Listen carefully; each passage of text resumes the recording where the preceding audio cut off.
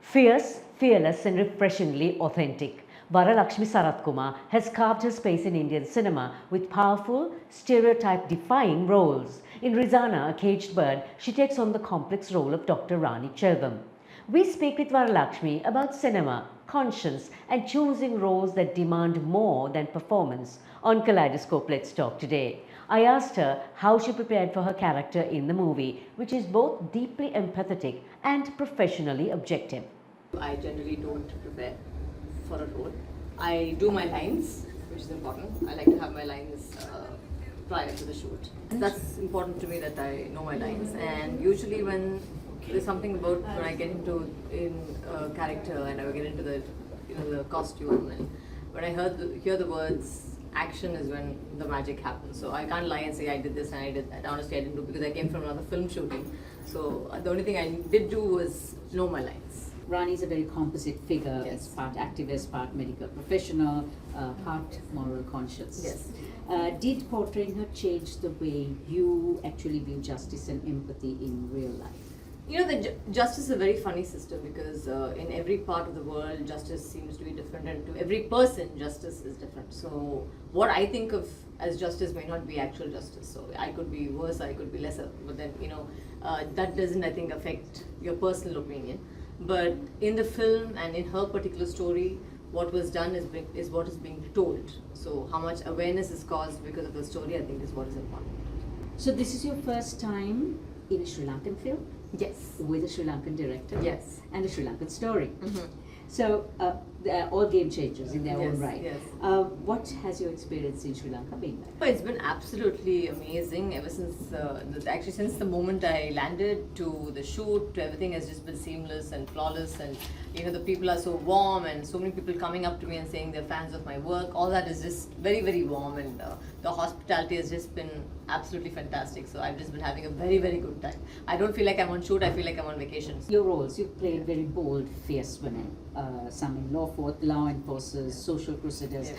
What draws you to these kinds of roles, and how do you see yourself in them?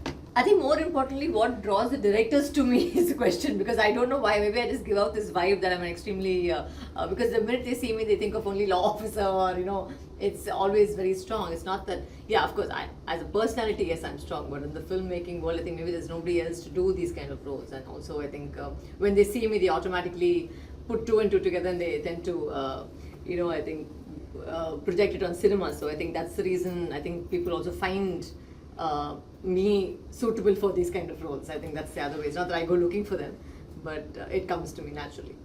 So you've worked across multiple languages because you're fluent in them. Yeah. And how does cultural sort of context shift the way you approach a character? Let me tell you about Rani Chelvam's character. She plays a Sri Lankan girl, right? So a woman.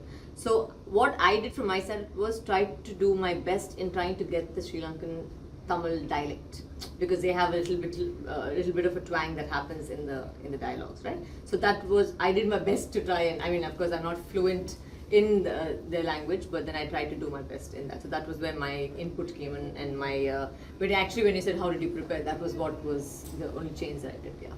You have a strong cinematic legacy. Yes. You and your dad. Yes. What has been your your self-made moment, that defining moment for yourself as an artist?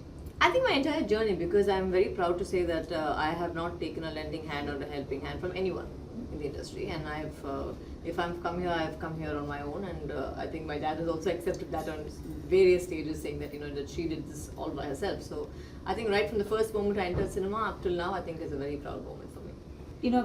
For many women, you are a role model because you break stereotypes, right?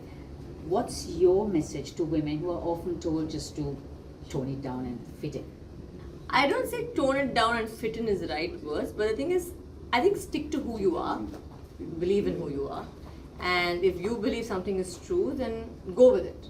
Don't change your beliefs because someone else asked you to, and then if you do change your beliefs, don't blame them that they made you change your belief. That's your choice entirely. So I think that's important to all the women out there. Like, if you believe in yourself and you think dreams do come true, but nobody ever said that it's going to happen overnight. It's not like in the movies. In real life, it takes a lot of time to get to where you are. And I think the journey and the work you put in is very important, and I think that's what counts. What's one unconventional or quirky method you use to prepare emotionally for the roles that you play? I don't think quirky method, but I do require like about 5 minutes silence before the shot. So you've been vocal on many issues, gender Yes. equality, Yes. Animal rights. Do you believe that cinema is doing enough to put a spotlight on these issues? They're trying to. It's getting there. I mean, there was a time where a lot of female-centric films were not even heard of, but then now cinema has changed. There's a lot of female-centric roles and female-driven characters, and it's very. It's getting there, slowly but surely. If you had the power, this is my final question, if you had the power to greenlight any film tomorrow, no budget limits, no studio constraints, what story would you like to say? I've got many stories, but yeah, I'll probably lean towards the something to do with the woman and their struggles, probably because that's by default that's what comes to me very easy. So I think probably I might lean towards that, but I don't know. I haven't really thought about it. Kaleidoscope is on 4 digital channels: YouTube, Facebook, Instagram, and LinkedIn. Subscribe, follow, and like us if you would want more.